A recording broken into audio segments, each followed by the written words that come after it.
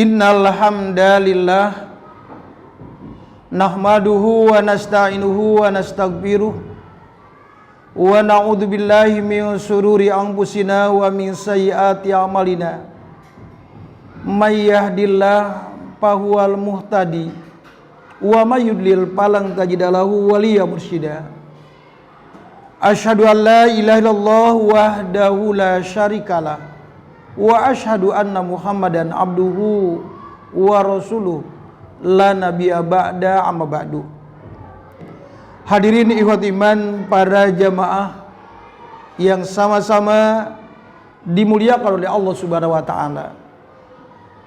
Tiada kata yang lebih tepat saya ucapkan pada kesempatan malam hari ini selain rasa syukur kepada Allah Subhanahu wa taala yang telah mencurahkan berbagai macam nikmatnya pada kita, terutama nikmat umur, nikmat sehat, nikmat kesempatan, sehingga kita bisa menghadiri dalam acara kajian. Hadirin ikhwat iman yang berbahagia, dalam kesempatan kajian saya ingin menyampaikan sebuah judul, kunci meraih kebahagiaan hidup. Bahagia bisa meraih rahmat dan karunia Allah, sehingga di dunia terhindar dari azab dunia dan di akhirat bisa masuk surga.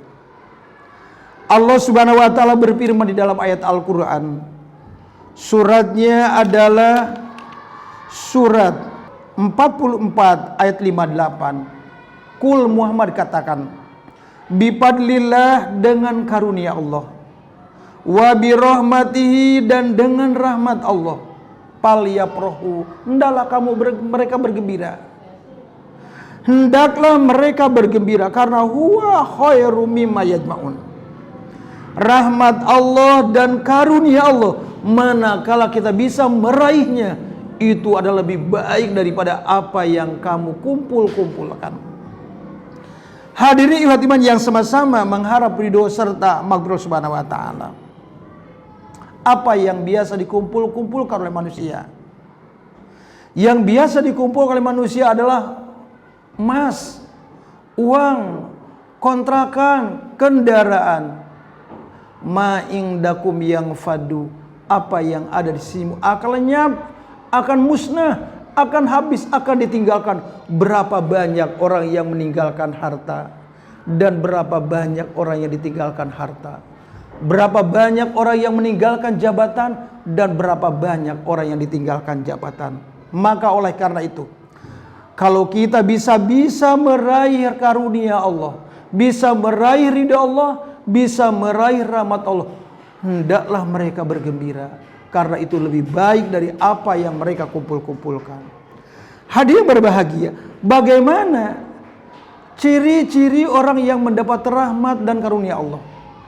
Salah satu ciri-ciri orang yang mendapat rahmat Allah, yang pertama, hidupnya diberkahi. Yang pertama, berkah umurnya. Kenapa? Karena diisi dengan amal soleh. Yang kedua, berkah keluarga, anak dan istrinya. Kenapa? Karena semua amal soleh anak dan istrinya menjadi jariah kebaikannya bagi orang tua. Dan berkah hartanya,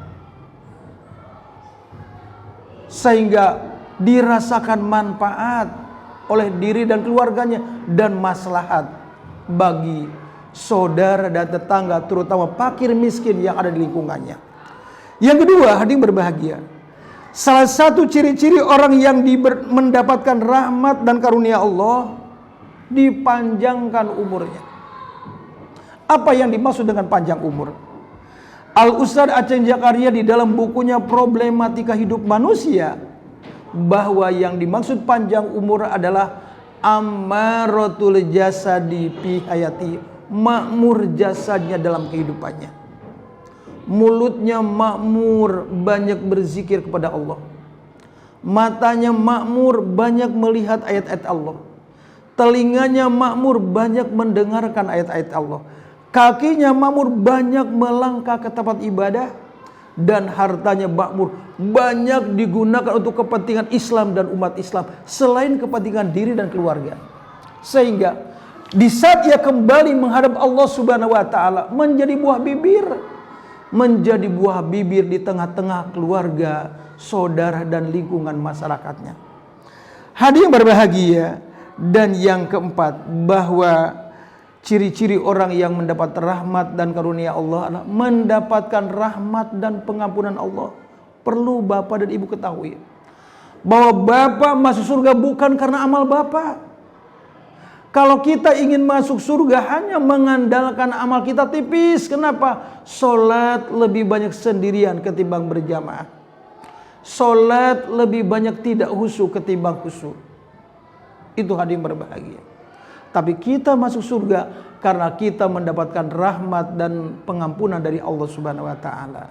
Tapi ingat bahwa kita mendapatkan rahmat dan pengampunan karena itu merupakan adalah karena amal kita. Maka wajar dan pantas kalau Allah menyatakan inna rahmatallah minal muhsinin. Sesungguhnya rahmat Allah, kasih sayang Allah dekat kepada orang-orang yang selalu berbuat baik. Apa Pak kunci untuk meraih kebahagiaan hidup? Kunci yang pertama adalah taat. Taat melaksanakan perintah Allah dan Rasul.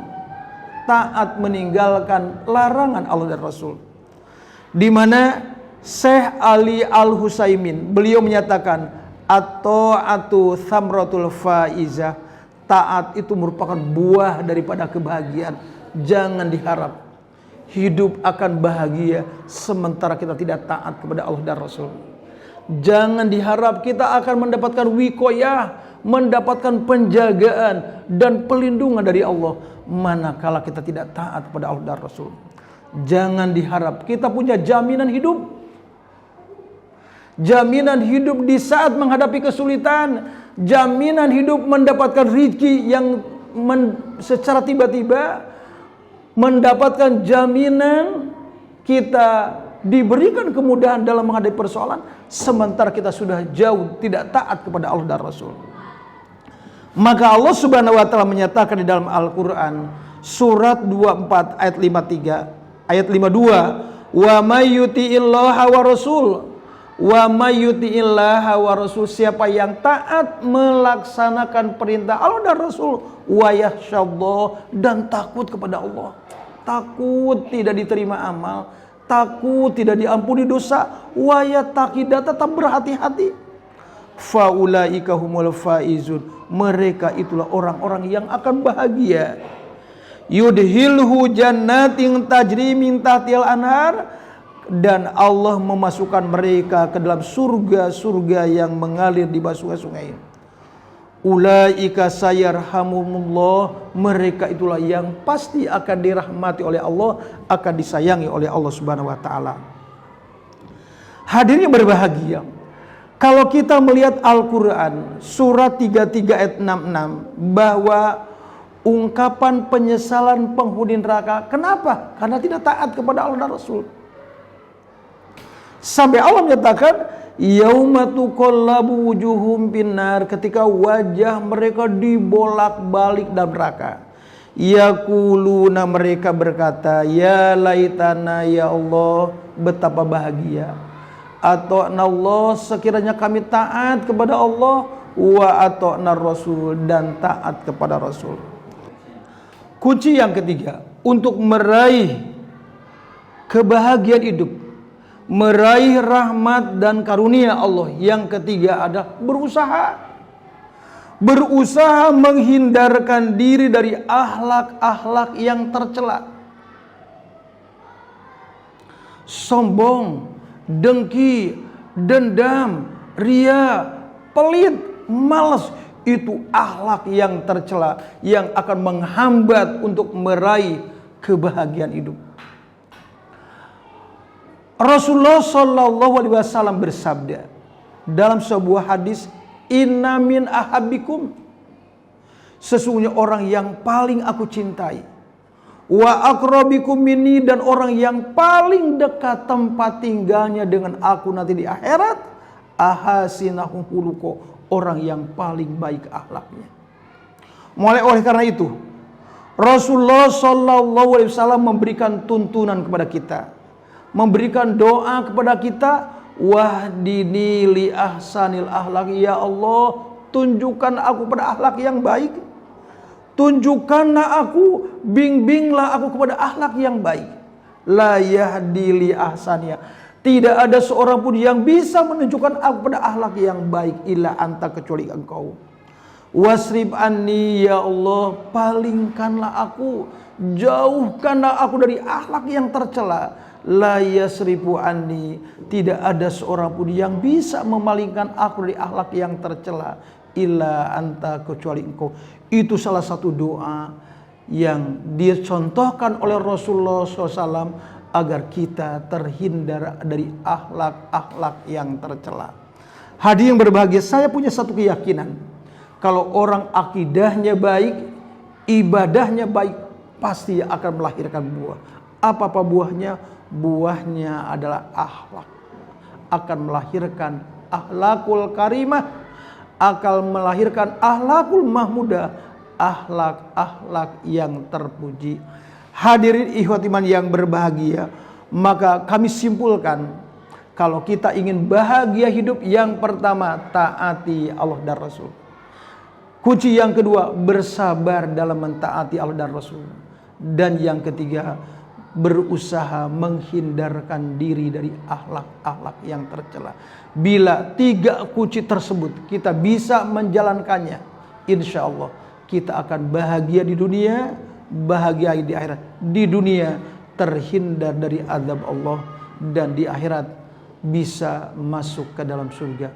Namun sebaliknya, kalau kita tidak taat kepada Allah dan Rasul, kemudian kita tidak bersabar dalam mentaati Allah dan Rasul, dan kita juga tidak ada usaha untuk menjaga dan memelihara akhlak kita, untuk mengaplikasikan akidah dan ibadah kita dalam kehidupan sehari-hari, insya Allah, maka jangan diharap kita akan mendapatkan kebahagiaan hidup sementara kita sendiri tidak ada usaha dan upaya untuk mendapatkan kebahagiaan itu.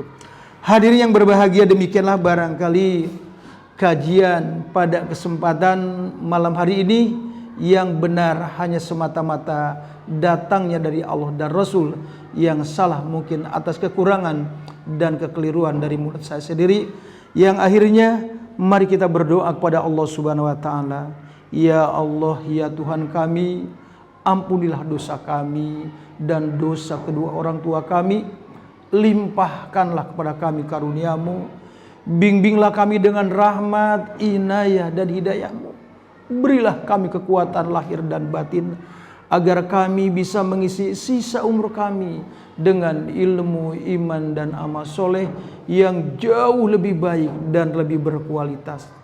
Ya Allah, ya Tuhan kami, kayakanlah kami dengan ilmu, hiasilah kami dengan kesabaran, muliakanlah kami dengan ketakwaan, indahkanlah kami dengan sehat rohani dan sehat jasmani. Rabbana atina fid dunya hasanah wa fil akhirati hasanah wa qina adzabannar. Aqulu qauli hadza wa astaghfirullah li wa lakum. Wassalamualaikum warahmatullahi wabarakatuh.